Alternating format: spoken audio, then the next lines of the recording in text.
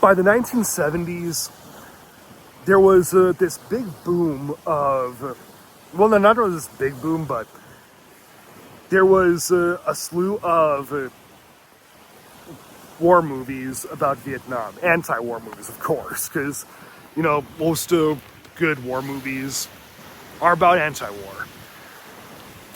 The two films were The Deer Hunter from late 1978 and Apocalypse Now from 1979.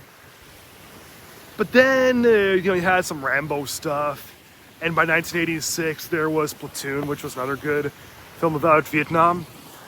And, of course, after Platoon, there was the great War on the 4th of July. Well, in between those stretches, 1981, there was this one war film, well, anti-war film, I'll defend, called Southern Comfort. So Southern Comfort was right after the 1980 Oscars. Yeah, Southern Comfort was 1981, and a lot of people for the 1980 Oscars wanted for Apocalypse Now from 1979 to sweep everything, just about everything. But 1978, there's The Deer Hunter, amazing anti-war film. Anti-war epic, I should say. And then Apocalypse Now, arguably even better. I think it's better by just a little bit.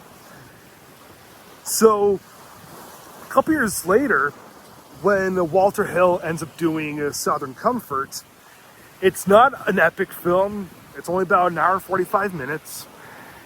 It isn't a very nice looking film. It's a it takes place in the Louisiana bayous. Okay, see how, all these trees over here and stuff? Well, all that stuff looks much better than in Southern Comfort, okay? But what Walter Hill tries to do with this one is make a different kind of anti-war film. He makes one that's a little bit more metaphorical than most.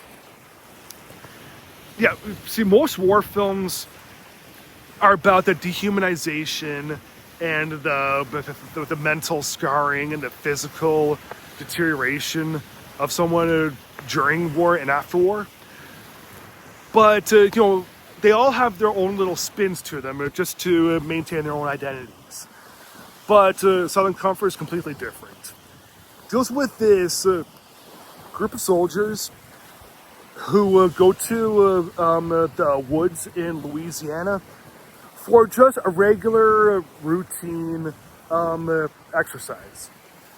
It's going to take a couple hours for them to do, and because of the reason that they chose the Louisiana bayous is because they figured that with all the swamps and all the trees, and because it's such a secluded area, they could do all the things that they want, and they wouldn't be bothering anybody because they're far enough away.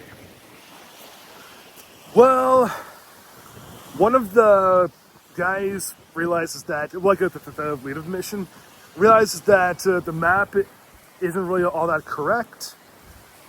One of the guys in the platoon uses one of his machine guns filled with blanks because, it's a part of the exercise. The blanks are still going to be super duper loud, still going to have a good feeling of what it's like shooting a real gun. But nobody's going to get hurt. Nobody's going to die. They're blanks. But they're using actual guns for blanks. So one of the dudes in the platoon pulls out his machine gun of blanks, shoots some random bystanders nearby, maybe 100 yards away or whatever. So they don't really have a good vision as to who they're shooting at. But a harmless prank my ass. Those are real guns shooting blanks. Yeah, nobody's gonna get killed, but of course they're gonna think that that's a real gun that you're trying to kill them with. So they're shooting at these hillbillies, these French hillbillies.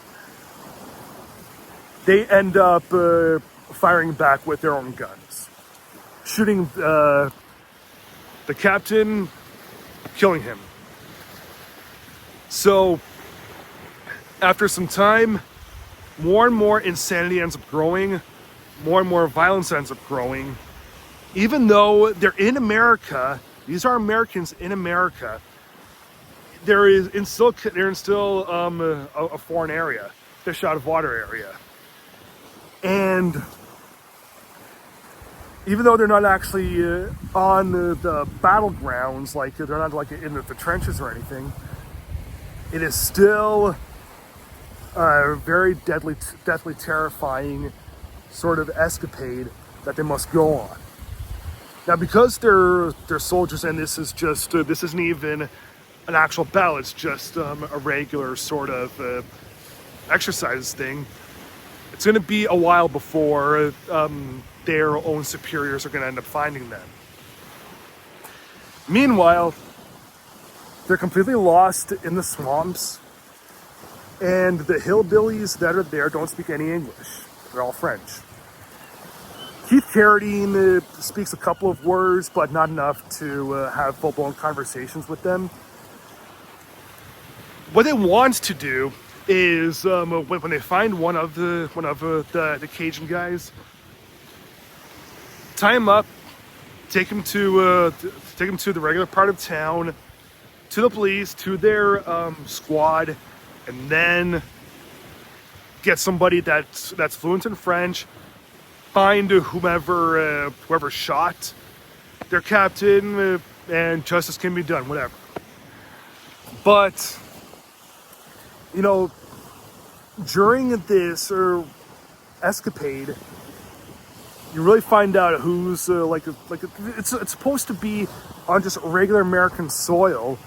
These French guys are just average people in the woods, in the swamps, and these soldiers are invading their own land.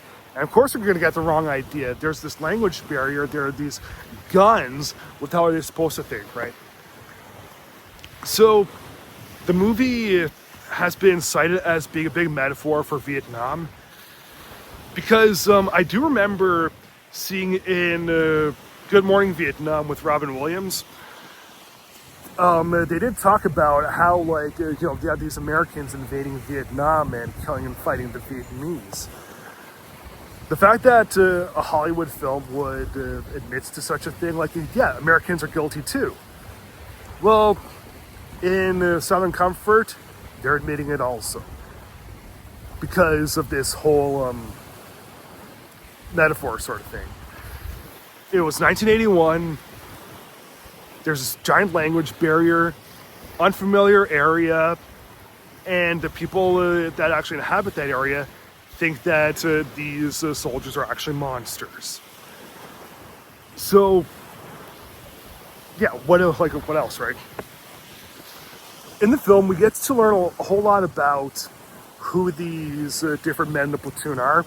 Some of them are kind of cardboard cutouts of others, but still, they do really good performances. Some of the ones that are a bit more developed than the others they're portrayed really, really well. The two main protagonists of the film are Keith Carradine and Powers Booth. There's also Fred Ward and Peter Coyote. And they're all mighty fine in this, and we get to have so much sympathy, so much outrage and anger splattered really throughout the film. I love it when films are well made, they can be well analyzed, and they really touch me. So even though I don't think that Southern Comfort is quite at the highest of heights, like an Apocalypse Now or a Deer Hunter sort of thing, this really isn't that far behind it.